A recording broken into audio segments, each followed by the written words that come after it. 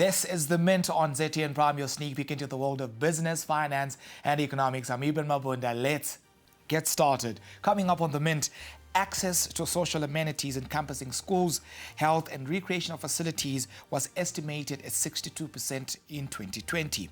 According to the government, the delivery of affordable, sustainable, modern, functional housing and social amenities in urban and rural areas thus dovetails with Vision 2030 as espoused by President Emmerson Mnangagwa. Delivery of affordable and quality settlements has been hindered by a number of challenges, notably limited investment in social amenities. On The Mint today, we speak to the Minister of National Housing and Social Amenities, Minister Daniel Garwe. The Mint to Barack back. Don't go anywhere.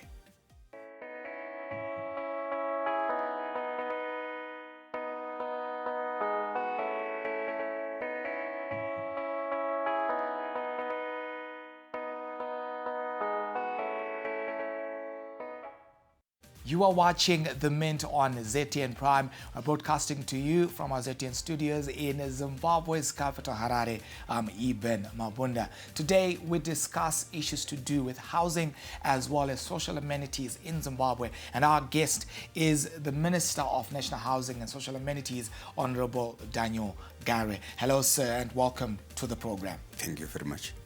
Fantastic. Now, we'll start off a little bit to look at the housing situation in the country before we delve broadly into the social amenities. Of course, they are closely linked. You will find that Zimbabwe's metropolitan areas, as well as even some of the rural areas, have grown in a horizontal nature and not so much from a vertical perspective. Why is that? And what can be done, or what is being done to transform that matrix? Thank you very much for that pertinent question. What we need to look at first is the availability of land and what we are as a country. Zimbabwe is an agro-based economy, and we are predominantly farmers, and the bulk of our land is for farming. We now have this animal called human settlements, which the urban expansion that is taking place.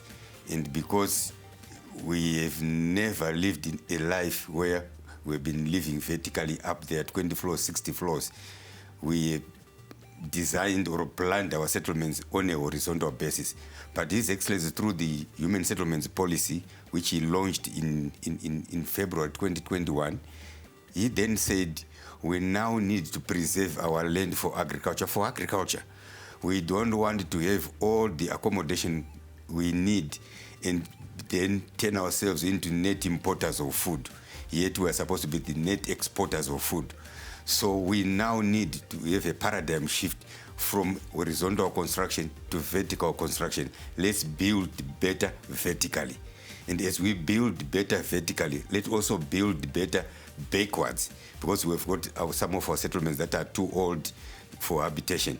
So we now have, under the policy, we are now directed to ensure that 40% of every developable land must be set aside for the construction of vertical buildings. That's the paradigm that we are now focusing on.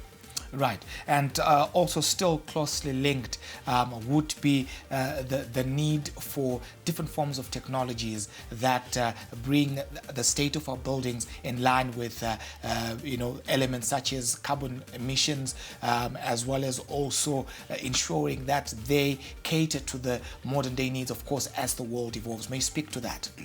Yeah, you are very much aware that through the Ministry of Higher and Tertiary Education, every university, every polytechnic has got an innovation hub where youngsters are being employed to do nothing other than think of the best way of achieving the same result. And one of such areas is the development of new technologies to ensure a fast delivery of housing. Houses that are carbon efficient, houses that ensure that they are affordable, sustainable to the vagaries of the climate change. So the world has moved on in terms of application of new technologies. We've gone across Africa and into the world to want to have an experience of how and exposure for how other countries have done it. We have realized that we are lagging behind in that regard. And last year but one, government came up with a policy that we must now adopt holistically the use and application of new technologies in the housing delivery program to ensure that we deal with these peglocks that we are talking about. The beauty about new technologies is you can build the highest number of structures that you want in half the time, half the cost, very efficient, and more resilient to weather vagaries and other challenges that you may face caused by climate change. So we are now very much into the use of new technologies. We've already started the program in terms of planning everything in order. We are now talking to countries that have already applied these technologies, countries like Egypt. We are signing MOUs as we speak with Egypt so that the Egyptian engineers and the architects will then train our architects and the engineers in the design, application and use of new technologies, so that when they come here and impart that knowledge, as they go back to their homes, they will have left the knowledge and the skills to our youngsters who are in the built environment. Right. Now, very quickly, Minister, may you speak to the aspect of the existence of land barons and bogus real estate agents? Annually, thousands are hoodwinked by these bogus players, and there are concerns about the growing number of land barons in Zimbabwe. May you speak to that? Land barons are a scourge in our economy. They have caused a lot of pain and suffering to unsuspecting home seekers or beneficiaries. Land barons created themselves when they saw a gap in 2023 when government, the old government in the old dispensation, came up with a parallel development structure. A parallel development structure, like I said, like I'm saying, refers to where you bring a developer to do roads, water, sewer. At the same time, the beneficiary is building his house or her house. But what then happened because of lack of supervision on the part of government, or sluggish supervision then by government, the developers took advantage and started selling and parceling out land which was not developed. And this is what then they turned themselves from being innocent developers or real estate actors to land barons, where they take advantage of unsuspecting home seekers, people that want to build a house, and everybody wants a roof above his head or her head. They took advantage of that and then recreated themselves and started selling.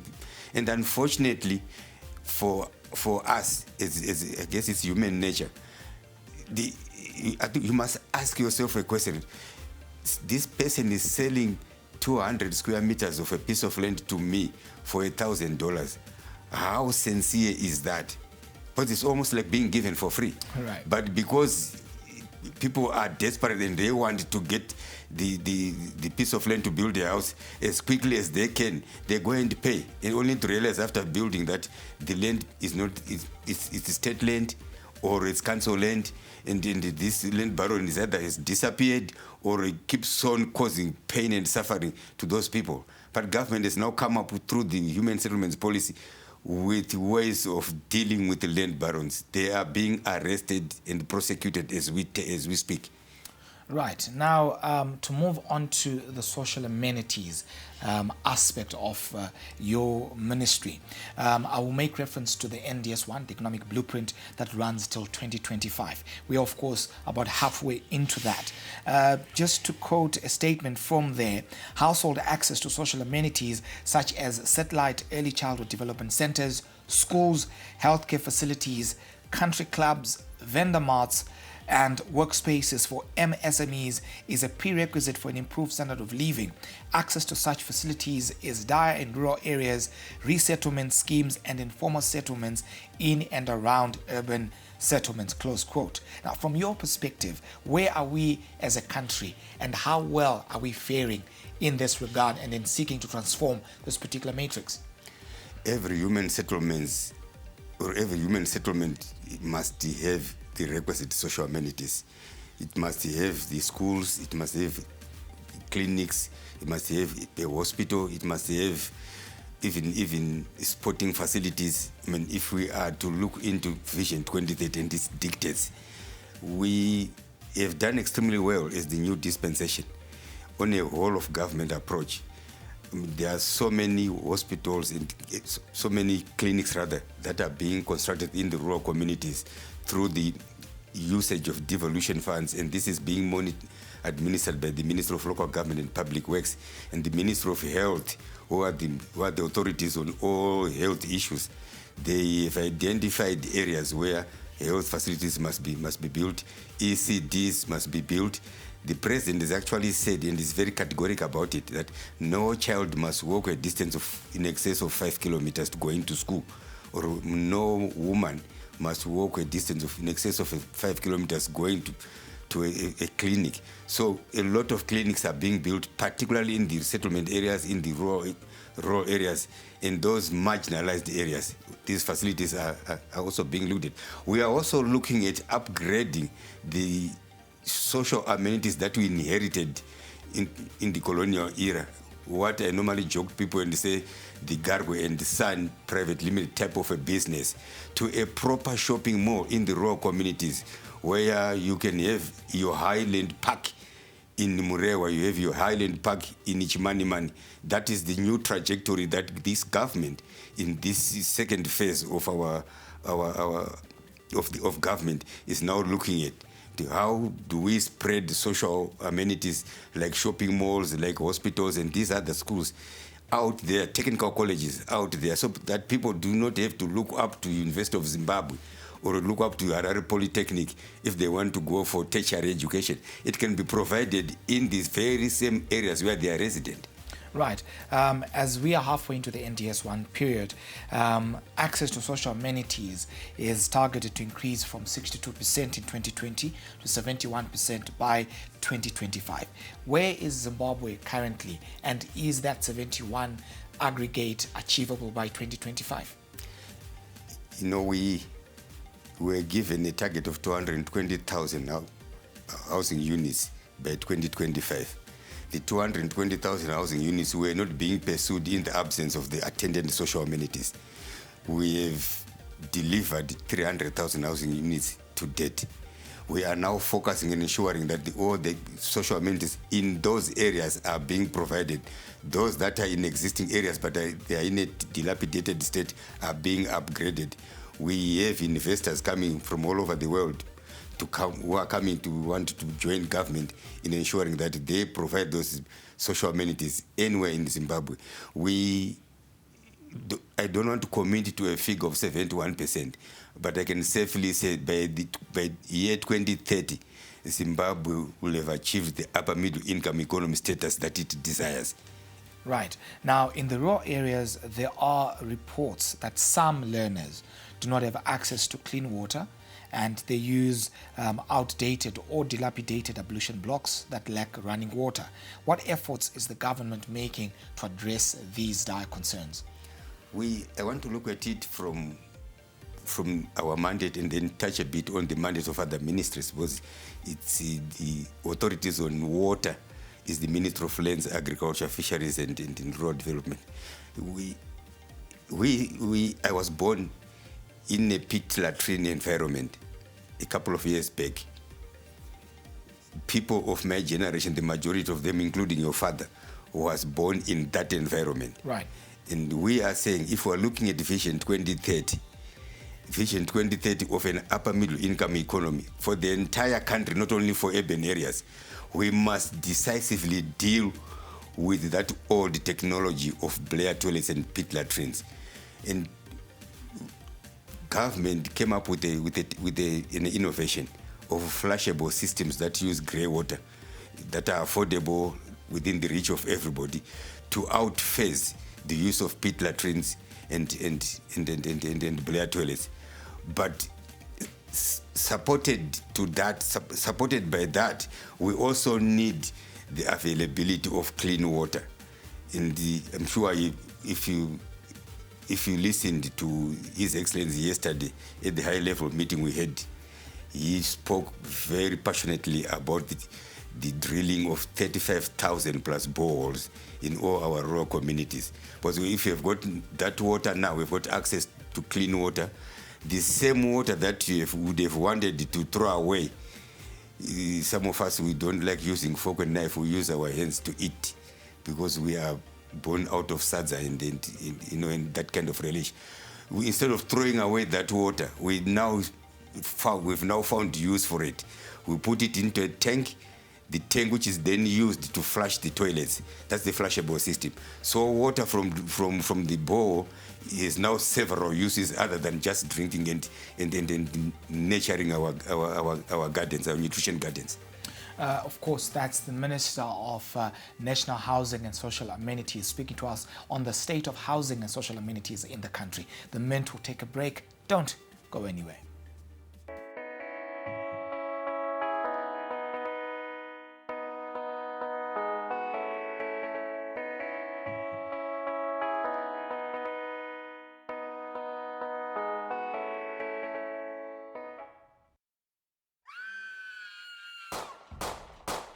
Whether suspects will escape the net, that is the question. Wasting no time, I fastened my seatbelt and headed to where it all happened.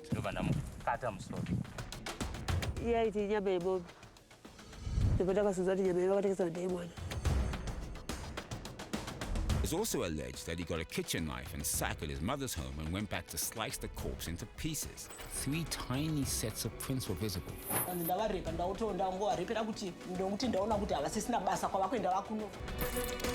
manufacturing, group chief executives in the upper quartile are earning $7,200 or the Zimbabwe dollar equivalent. They also get to drive an SUV and a Mercedes-Benz of their choice.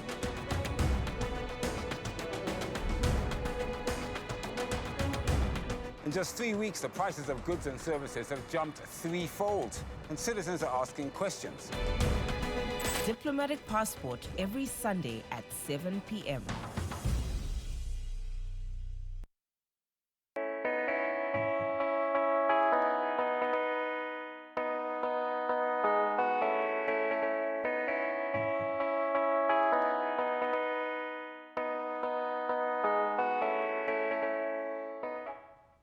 You are watching The Mint on ZTN Prime, broadcasting to you from Zimbabwe's capital, Harare. I'm Eben Mabunda. Our guest on The Mint is the Minister of National Housing and Social Amenities, Honorable Daniel Garwe.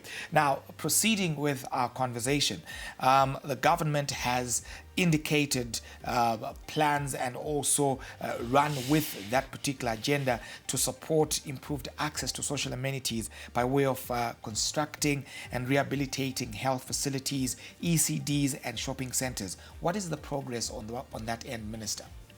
A lot of progress is being made. The ministry responsible for devolution is the Minister of Local Government and Public Works. And it would be inappropriate for me to dwell deep into another minister's portfolio. Right.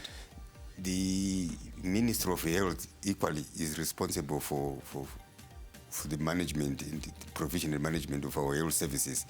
But from a social amenities perspective, we have worked very closely with our sister ministries to ensure that in every settlement there are clinics, there are ECDs for kids, there are primary schools, there are at least secondary schools. Every 3 primary schools must feed into a secondary school. And we are now focusing through the Ministry of Higher and Tertiary Education for the construction of technical colleges in most of all these expansive settlements, so that we don't clog the existing facilities like the Harare Polytechnic and the University of Zimbabwe, talking about Harare. Right. Can you speak to the structure and type of social amenities that the government is envisaging in the rural areas? In our last discussion, we were talking about housing delivery. Right. And I said that we are now causing a reverse movement of people from the urban areas to the rural areas. What attracts the young generation are sporting facilities. Soccer stadiums, hockey stadiums, swimming pools, and so on and so forth. Government has now taken a conscious decision as we bring development under the rural transformation system into the rural communities. Let's make sure that we have these facilities constructed there as well. And the Minister of Youth and the Minister of of sport are working closely and working together with us to ensure that those services are provided in those facilities, in those areas, sorry. Then we have got these shopping malls that we all want to go and buy from. Look, why would I want to get into a bus, travel 100 kilometers to come and buy a shirt in Harare if we invite the company that sells clothing and to invest in Murewa and provide those services, those buildings, those structures there? Why would I want to come? I've sold my tomatoes to a company which is processing tomatoes in Mutoko. I have the money. Why would I want then to jump into a bus to come to Harare to come and do my groceries? Why can't we invite Pick n Pay and OK and many other retailers, big retailers, to invest in the RDCs? And they've heard our clarion call, and they are doing precisely that.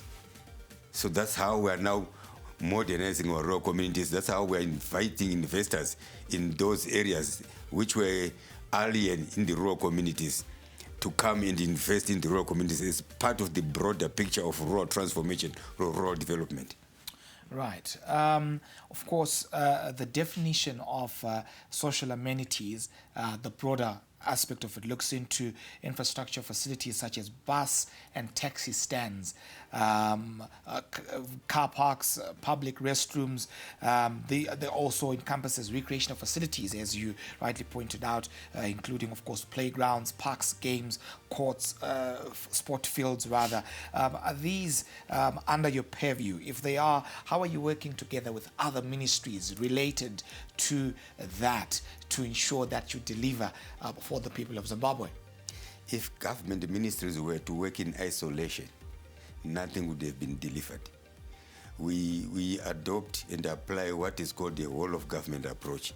There is interconnectedness and interdependency as we deliver. You find that we are the authority on a human settlement, but within that settlement, there is need to have health facilities, which is the Minister of Health. There is the need to have stadiums and other recreational facilities, which falls under the Minister of Art with Sport. There is need to have small business units being developed there, which is Minister of Youth, and many others. So it's a whole of government approach. We look at a program as government and say, how do we tackle this? Which is the lead ministry in this regard? So you find out in certain situations, the Minister of National Housing and Social Amenities who will take the center stage. In other instances, it will be the Minister of Higher Education, it will be the Minister of Primary and Secondary Education. For instance, the provision of schools falls under the Minister of Primary and Secondary Education. The 3,000 schools that you were talking about earlier on before this program falls under the Minister of Primary and Secondary Education. But in terms of definition, schools and social amenities. So we work as government, we work together. Right. Now, the National Housing and Social Amenities Ministry is lobbying for implementation of green buildings in the country toward the promotion of energy efficiency. May you speak to that aspect of inculcating energy efficiency within the structures that go up in Zimbabwe, as well as also the element of how this ties in with the sustainable development goals of the United Nations, and how that centers, of course, ties in with Zimbabwe's government's agenda. In terms of carbon emissions, I think the housing sector, the construction sector, the built environment is the biggest culprit. I think we emit up to 40 to 45% of carbon emissions. And we have now sat down as a sector and said, let's our architects and engineers really look into their designs so that they include the green revolution that is coming into the built environment. The green revolution, which is directly linked to the new technologies that we were talking about, the development of smart cities, which ensure that you have got access to all the resources, all the facilities that you require by the stroke of a pen or by the pressing of a button of your phone. So yes, we've now, on a whole of government approach, embraced the use of new technologies in our delivery programs. Right. Tell us more about the Beitbridge redevelopment housing project as well as other projects undertaken by your ministry. In Beitbridge, we have got two types of developments. There was the housing development that was done by the Beitbridge Development Company, of course, in partnership with with the government through the Ministry of Transport and Infrastructure Development. We were there as the beneficiaries of housing, because we are the authority on housing. That one has been done and people are already living in those houses. We are now providing the supervision to ensure that maintenance is done properly. Then there is a program that we are doing as the Ministry of National Housing and Social Amenities. There are some houses that we are building there. There are some blocks of flats, duplex flats that we are building that I think some of them are now nearing completion. Others have been handed over and commission-based excellence. Others, I think, roof construction and things like that are work in progress as we speak. So Beitbridge has changed in terms of its face. I mean, everyone coming into Zimbabwe from South Africa agrees with me that the face of Beitbridge is now speaking to the anticipated face of Zimbabwe in terms of development. Right. The government is also looking at urban regeneration and a renewal project as part of efforts to provide decent accommodation for citizens. May you speak to the efforts to revitalize and bring into a state of modernity in terms of some of these areas that we've got in parts of the country? Urban regeneration is one of the programs that are being pushed even at United Nations level under the UN Habitat programs. Government have said, look, we don't want to go to Mbare and demolish the facilities that are there, but let's come up with a policy to build better backwards. And this is what we are working on. Our ministry and the Ministry of Local Government are working very closely to ensure that all the old facilities are refurbished and the new lease of life is provided to those services as we build going forward. The Minister of National Housing and Social Amenities, Honorable Minister Daniel Garo. Sir, thank you for joining us on The Mint. Well, that's a wrap on this episode of The Mint. Do follow us, of course, on our social media handles at Zim Papers TV Network as well as at ZTN Prime. Do catch us every weekday at 2 p.m. Central African Time for the juiciest business stories in Zimbabwe, on the continent and beyond. I'm Eben Mabunda, the money man. Let them do what they do. When we do what we do, we mean business. Thank you for watching and have a good day.